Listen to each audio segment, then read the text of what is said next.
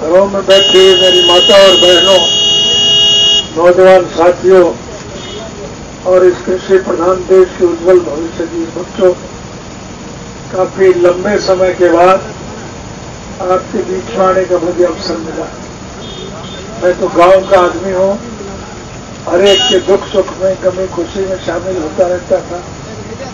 लेकिन 2005 में जब हमारी सरकार गई तो कांग्रेस पार्टी की सरकार ने एक साजिश और षड्यंत्र करके मुझे 10 साल के लिए जेल में भिजवा दिया। दोष मेरा ये था कि हमने 3206 पढ़े लिखे बच्चों को उनकी योग्यता के मुताबिक नौकरी दी। जिन बच्चों को नौकरी लगाया उनकी तो तरक्की हो गई और नौकरी लगाने वाले को 10 साल की सजा भुगतनी पड़ी। और फिर एक दुष्प्रचार फैलाया गया कि चौटाला तो जेल में मरेगा और इंडियन नेशनल लोकदल पार्टी समाप्त हो जाएगी। आप बधाई के पात्र हैं कि मेरी गैर हाजिरी में भी आपने संगठन को पहले के मुकाबले में ज्यादा मजबूती प्रदान की। हमारा ये देश कृषि प्रधान देश है। इस देश की अर्थव्यवस्था केवल खेती पर टिकी। अगर किसान खुशहाल है तो देश मालामाल है और अगर किसान कंगाल है तो देश का बुरा हाल है। आज इस प्रदेश में और राष्ट्रीय स्तर पर लुटेरों की सरकार है। उन्हें देश से प्यार नहीं, जनता से कोई सरोकार नहीं, उन्हें केवल पैसे से प्यार है और पैसा लूटने में यकीन रखते हैं। इसलिए इस प्रकार के टैक्स लगाए जाते हैं जिससे योजनाबद्ध तरीके से देश का सारा पैसा मुट्ठी भर जो बड़े उद्योगी घराने हैं, ये बिरला, टाटा, डालमिया, बांगर, थापड़, किर्लोस्कर, मोदी, अंबानी और अडानी टाइप के जो लोग हैं उनके पास जाता है और उनसे ही लूट के खाते हैं। मुझे दुनिया के 152 मुल्कों में जाने का अवसर मिला है, सैर सपाटे के लिए नहीं। मैं विश्व के हर मुल्क के राजनीतिक, आर्थिक और सामाजिक हालात की जानकारी हासिल करने के लिए गया था और मुझे उन मुल्कों में जाकर के एक चीज देख करके बहुत प्रसन्नता हुई कि हमारा ही देश एक वाइड ऐसा देश है जहाँ सभी धर्म और मजहब के मानने वाले लोग आपसी प्रेम, प्यार और भाईचारे से मिलजुल करके रहते हैं। जाति पाति, धर्म और मजहब की दीवारें तोड़ करके हम अपने तीज त्योहार, होली, दिवाली, ईद और क्रिसमस सब मिल करके मनाया करते हैं। लेकिन दुर्भाग्य से पिछले 2-3 सालों से इस देश में कुछ ऐसे सिरफिरे लोगों ने सत्ता का सुख भोगने के लिए जात पात का जहर फैला करके देश को बांटने का काम किया और देश में फूट फैला करके तो सत्ता पर कब्जा जमाने में काबिज हो गए और उन्होंने देश का पैसा लूटना शुरू किया। लेकिन उसका नतीजा ये निकला कि आज इस देश का हर नागरिक दुखी है, परेशान है। सिर्फ किसान ही नहीं, आज कर्मचारी और व्यापारी भी दुखी है। हिंदू, मुस्लिम, सिख, ईसाई, चमार, धानक, वाल्मीकि, रेगर, खटीक, खाती, कुम्हार, लुहार, सुनार, मनिहार, नाई, तेली, धोबी, मोची, ब्राह्मण, बनिया, व्यापारी, कर्मचारी, कारखानेदार, मजदूर, किसान और कमेरा, आज हर आदमी इस मौजूदा कुशासन को देखने में परेशान।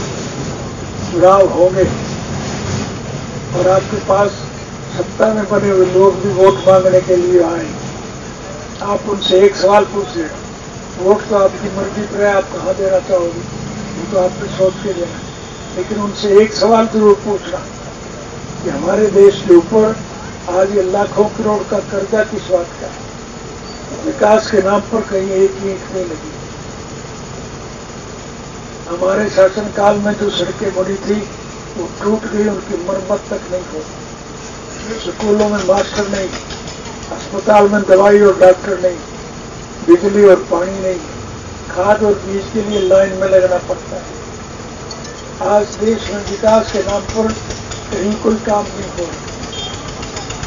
हरियाणा में जब हमारी सरकार थी और हमारी सरकार जब गई तो हमने 2000 करोड़ से फालतू रुपया खजाने में छोड़ा था और आज हरियाणा सरकार के सर के ऊपर 2.5 लाख करोड़ से ज्यादा का कर्जा है। जो बच्चा पैदा होगा वो हजारों करोड़ का कर्जा सर पर लेकर के पैदा हुआ। किस बात का कर्जा है, ये एक प्रश्न पैदा होता है। इससे साफ जाहिर है कि पैसा लूट करके खा रहे हैं। देश के विकास की कोई काम नहीं है, देश की बुरी हालत है, इसलिए आपको इस हालत को बचाना होगा। प्रजातांत्रिक प्रणाली में जनता के सहयोग और समर्थन से सरकारें बनती हैं और चुनी हुई सरकार की जिम्मेवारी होती है कि वो जनहित के कामों में रुचि ले, लोगों की मूलभूत जरूरियात पूरी करे, लोगों को हर प्रकार की सुविधा दे। और जो सरकार ये सब करने में सफल ना हो उस सरकार को त्याग पत्र दे देना चाहिए। और सरकार अगर त्याग पत्र ना दे तो फिर जनता की जिम्मेवारी होती है कि वो अपने मताधिकार से इस प्रकार की सरकार का पतन करे। हरियाणा प्रदेश के मौजूदा मुख्यमंत्री ने पिछली मर्तबा मुख्यमंत्री का पदभार संभालने के वक्त एक घोषणा की थी कि जिस किसी साथी को किसी प्रकार की कोई तकलीफ हो तो मेरे निवास पर आकर के दरख्वास्त दें, मैं उसकी मदद करूं। मुझे एक दफा चंडीगढ़ जाने का मौका मिला और चंडीगढ़ में मैं अपने किसी मित्र से मिलने के लिए जा रहा था। जिस सड़क से मैं जा रहा था उसी सड़क पर मुख्यमंत्री निवास भी था। मैंने देखा वो कोठी सुननी पड़ी थी। मैंने गाड़ी रोक करके अड़ोस पड़ोस के लोगों को बुला करके पूछा कि भाई मुख्यमंत्री का निवास तो सुनना पड़ा है, कोई दरख्वास्त देने वाला नहीं आता है। तो लोगों ने कहा क्या करेगा कोई आकर, काम तो किसी का होता नहीं, कोई दरख्वास्त भी करके आता है तो उसे पुलिस वाले पीट करके जेल भेज देते, इसलिए कोई आता नहीं। मैंने उसी दिन से मन में एक निर्णय कर लिया कि हमारी सरकार जब भी बनेगी हम इस नीति को बदलेंगे। प्रजातांत्रिक प्रणाली में सरकारें तो बदलती रहती है लेकिन नीति नहीं बदला करती। और आपके सहयोग और समर्थन से हमारी सरकार बनी और जब सरकार बनी तो मैंने अपनी उस मन में धारणा का पूरा किया। अपनी पहली कलम से एक फैसला लिखा कि वो लोगों को सरकार के पास आने की जरूरत नहीं, सरकार लोगों के पास जाएगी। और साल में एक दफा मैं हर गांव में जाया करता था।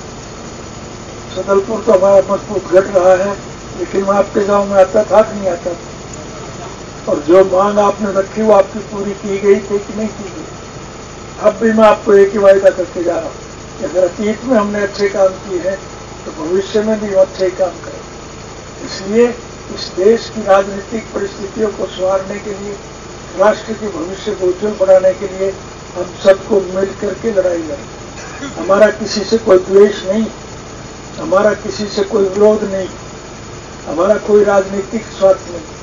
हम तो स्वर्गीय चौधरी देवीलाल जी के स्वप्न साकार करने के पत्र हैं। चौधरी साहब ने जन्म से लेकर के आखिरी सांस तक एक ही निश्चय किया था कि देश के आम नागरिक की मूलभूत जरूरियात रोटी, कपड़ा, मकान, शिक्षा और स्वास्थ्य का प्रबंध सरकार करे। हमने सत्ता संभालने के बाद एक निर्णय लिया कि हम लोगों को सरकार के पास आने की जरूरत नहीं, सरकार लोगों के पास जाएगी।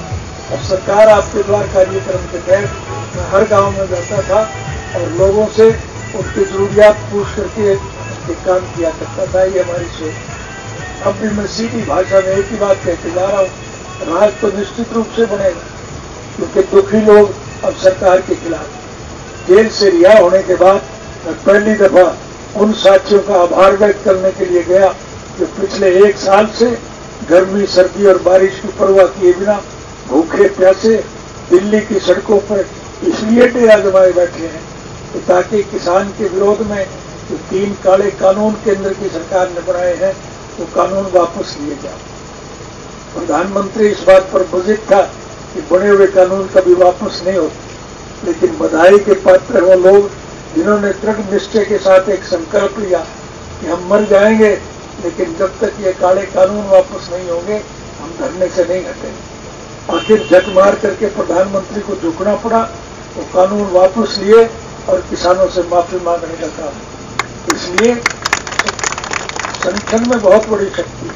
आपसे एक ही निवेदन करने आया कि आप लोग गांव के छोटे मोटे मतभेद को बुला करके एक सोच के साथ मेरी पार्टी के प्रत्याशी को इसलिए वोट दें कि अगर सरकार हमारी बनेगी तो हम आपके हितार्थ, अगर पहले अच्छे काम किए हैं तो भविष्य में और ज्यादा अच्छे काम। सीधी भाषा में एक ही बात कह के जा रहा हूँ, राज बना लो फिर थारे सारे खोट में काट दो। मेरा किसी से कोई प्यार नहीं है, मेरा किसी से कोई लगाव नहीं। मैं तो चाहता हूँ कि चौधरी देवीलाल जी के स्वप्न साकार किए जाए। हमारी सरकार बनने के बाद जिन बूढ़े बुजुर्गों की पेंशन इस सरकार ने काटी, चौधरी देवीलाल ने तो बूढ़ों को सम्मान देने के लिए पेंशन शुरू की और इस नालायक सरकार ने वो भी काटी। जिन बुजुर्गों की पेंशन काटी गई है उनके कटे हुए पेंशन का पैसा मैं ब्याज के हम उनके घर भिजवा दें और पेंशन और बढ़ाने का काम करें। आपको बिजली पानी की किल्लत नहीं होगी। हमारे राज्य में आपको बीज खाद के लिए लाइन में नहीं लगना पड़ेगा। अभी ताजा ही परसों या खबरों में एक फैसला छपा है कि सरकार ने जो बाजरे की कीमत सरकारी तौर पर तय की थी वो कीमत वापस ले ली। हमारी जब सरकार थी उस वक्त भी केंद्र की सरकार ने बाजरे के दाम तय किए और केंद्र की सरकार ने बाजरा खरीदने से मना कर दिया।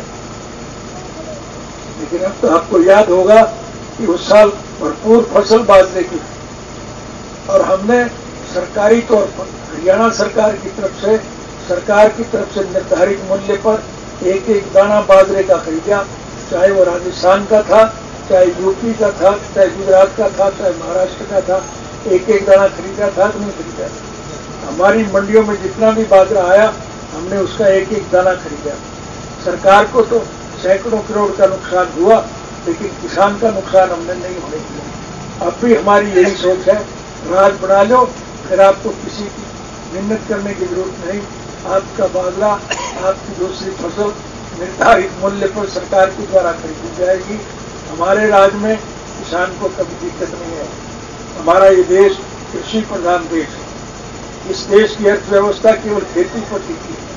अगर किसान खुशहाल है तो देश मालामाल, और अगर किसान कंगाल है तो देश का बुरा हाल। आज देश के किसान की हालत खराब है तो देश की हालत ये है कि जो मुल्क दुनिया के गरीब मुल्कों की आर्थिक मदद किया करता था, आज भारतवर्ष की सरकार के सर के ऊपर 23 लाख 100 करोड़ का कर्जा है। आज कर्मचारी को तनख्वाह देने के लिए इनके पास पैसा नहीं। आज पुराने कर्जे का ब्याज अदा करने के लिए भी इनको कर्ज लेना पड़ता है। ये हालत आज इस देश की है। इन परिस्थितियों से देश को बचाने के लिए जात पात का जहर फैला करके देश के लोगों को लड़ा करके राज करने वाले लोगों के खिलाफ आज सभी लोग इकट्ठे। फतेहाबाद की रैली में आपने देखा होगा, सभी विरोधी पक्ष के राजनेता आपके मंच के ऊपर वो सब लोग दुखी हैं और सारे जुड़ करके इकट्ठे होंगे और चुनाव जब होगा तो फिर निश्चित रूप से इस सरकार का पतन होगा। तो मेरे इस देश के राजभाग के मालिक होंगे और लुटेरे जेल की सलाखों के पीछे बंद किए जाएंगे। हमारी सरकार बनने के बाद आपको बिजली पानी की किल्लत नहीं आएगी, आपको बीज खाद के लिए लाइन में नहीं लगना पड़ेगा, बूढ़ों की पेंशन बढ़ाई जाएगी और महिलाओं को सम्मान दिया जाएगा। हमारी सरकार आने के बाद मैं आपसे वायदा करके जा रहा हूं कि हम हर बच्चे को निःशुल्क शिक्षा देंगे। हमारे शासनकाल में बच्चे पे कोई टैक्स का पैसा नहीं होगा, कोई फीस नहीं देनी पड़ेगी, कोई किताबों के पैसे नहीं देने पड़ेंगे और पढ़ने वाला बच्चा अगर बीमार हो जाएगा तो उसका इलाज भी मुफ्त कराएंगे और पढ़ लिख करके वो बच्चा जब योग्य हो जाएगा तो उसकी योग्यता के मुताबिक उसको नौकरी देंगे।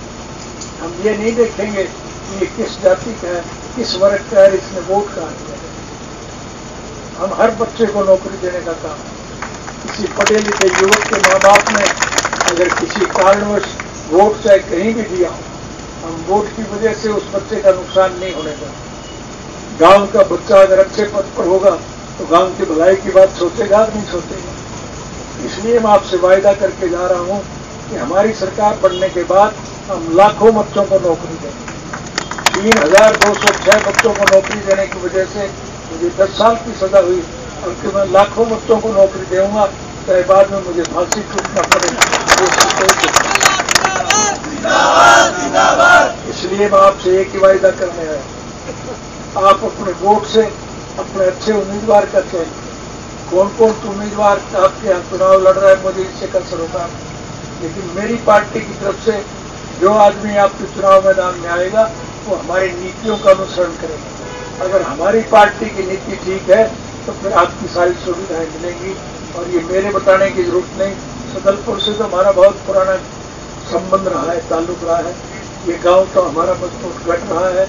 आप भविष्य में भी उसी प्रकार से मजबूती का प्रदर्शन करेंगे। एक एक वोट हमारी पार्टी के प्रत्याशी के पक्ष में देंगे। फिर सरकार आपकी जब होगी तो फिर आपको किसी किस्म की दिक्कत नहीं आएगी। सीधी भाषा में एक ही बात कह के जा रहा हूँ, राहत बना लो, सारे वोट काट दूंगा। आप सबका बहुत बहुत धन्यवाद।